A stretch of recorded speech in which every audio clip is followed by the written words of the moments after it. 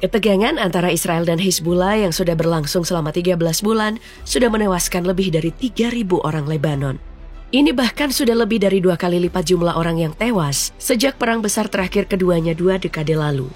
Yang jadi masalahnya sekarang, perang ini tidak menunjukkan tanda-tanda akan berakhir. Israel terus melancarkan operasinya yang menarget infrastruktur Hizbullah di seluruh Lebanon dan di beberapa bagian Suriah. Sementara Hizbullah juga terus meluncurkan puluhan roket ke target-target Israel.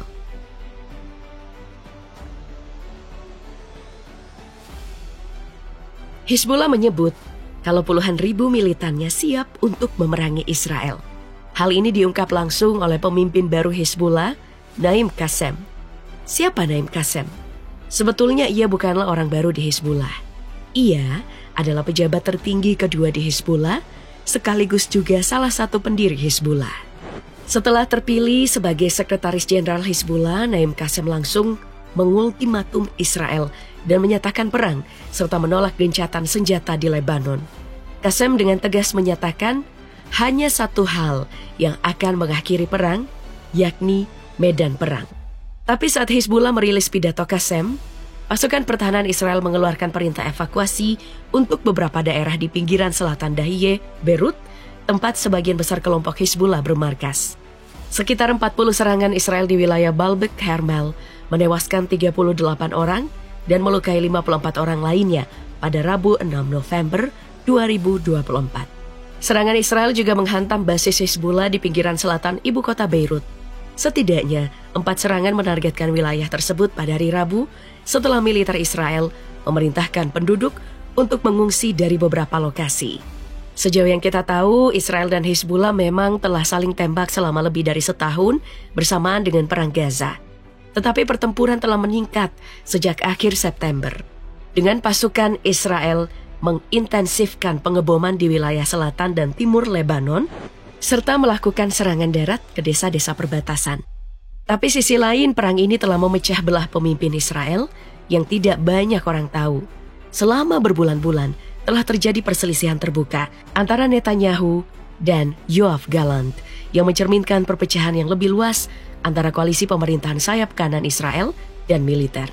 Di mana sebenarnya militer telah lama mendukung tercapainya kesepakatan untuk menghentikan serangan terhadap Gaza dan membawa pulang puluhan tawanan yang ditahan oleh Hamas. Gallant menyatakan kalau perang tidak punya arah yang jelas dan memilih untuk menarik mundur pasukannya. Tapi Netanyahu menegaskan kalau pertempuran tidak akan berhenti sampai Hamas dihancurkan sebagai entitas pemerintah dan kekuatan militer di Gaza. Akibatnya apa? Gallant dicopot sebagai Menteri Pertahanan dan menggantinya dengan Israel Katz. Tidak lama setelah pemecatan Gallant, ribuan pengunjuk rasa berkumpul di Tel Aviv memblokir jalan utama. Mengapa pemecatan Gallant ini menimbulkan protes di Israel?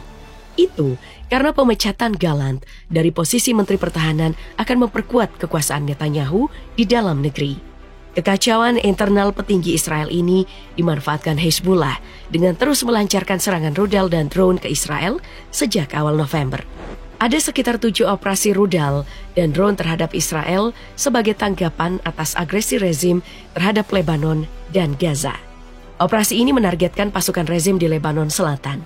Hizbullah menerbitkan rekaman video mereka yang menargetkan pangkalan militer Israel di Sraga, Ramat David, dan Palmachim dengan drone kamikaze, serta menghancurkan 1 unit helikopter serang Israel yang melintas di atas langit Palestina. Hizbullah juga menerbitkan rekaman mereka menargetkan Ramta dan Barak Ma'ale Golani dengan rudal. Selain itu, pemukiman Israel di Kiryat Smona, Kafar Giladi, Karmiel, dan Ma'alot Tarshiha menjadi sasaran rudal dan pesawat tak berawak. Dan yang terbaru, IDF mengonfirmasi kalau Hizbullah menembakkan lebih dari 150 roket ke Israel sepanjang hari Rabu 6 November, termasuk rentetan 25 roket ke Galilea Barat dan wilayah Teluk Haifa. Sebagian besar rudal yang ditembakkan dari Lebanon berhasil dicegat.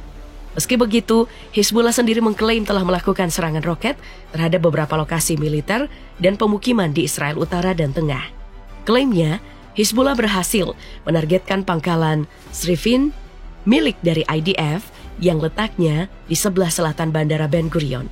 Pangkalan ini disebut menampung sejumlah unit IDF termasuk beberapa sekolah pelatihan dan sebuah pusat logistik. Akibat serangan tersebut, pangkalan Srifin disebut mengalami kebakaran yang cukup parah. Bukan cuma pangkalan IDF, serangan rudal Hizbullah juga mengakibatkan Bandara Ben Gurion yang merupakan pintu gerbang internasional utama Israel terbakar. Hal ini mengakibatkan beberapa penerbangan mengalami penundaan dan gangguan akibat serangan roket. Ketegangan ini terjadi di tengah kampanye udara Israel di Lebanon yang dimana diklaim oleh IDF sebagai target Hizbullah dalam eskalasi dari perang lintas perbatasan selama setahun antara Israel dan kelompok Lebanon sejak dimulainya serangan brutal Israel di jalur Gaza. Seperti yang sudah disinggung tadi, lebih dari 3.000 orang tewas dan lebih dari 13.500 terluka dalam serangan Israel sejak Oktober 2023.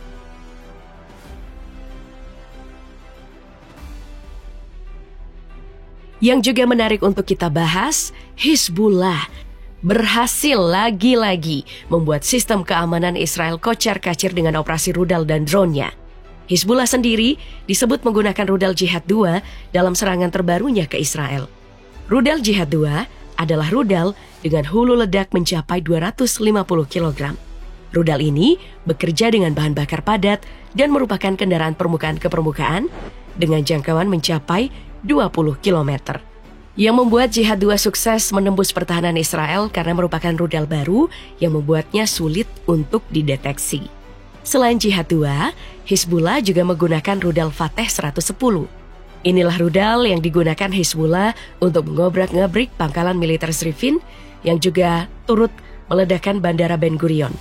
Menurut klaim Hizbullah, ini adalah yang pertama kalinya dipakai.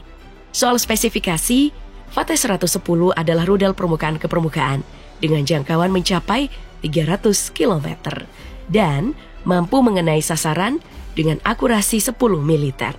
Selain tingkat akurasi yang tinggi, hulu ledak yang bisa dibawa juga itu mencapai 500 kg. Makanya, Fateh 110 dijuluki sebagai penghancur. Hizbullah juga menggunakan drone. Bahkan dalam beberapa bulan terakhir serangan drone terhadap Israel lebih mematikan dan lebih serius.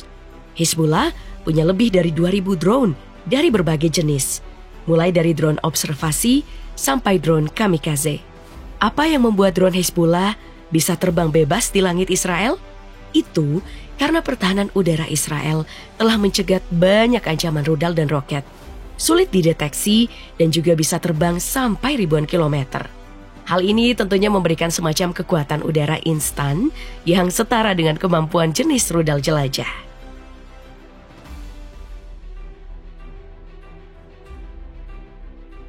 Selama hampir setahun, konflik tersebut sebagian besar terbatas di wilayah sepanjang perbatasan antara Israel dan Lebanon.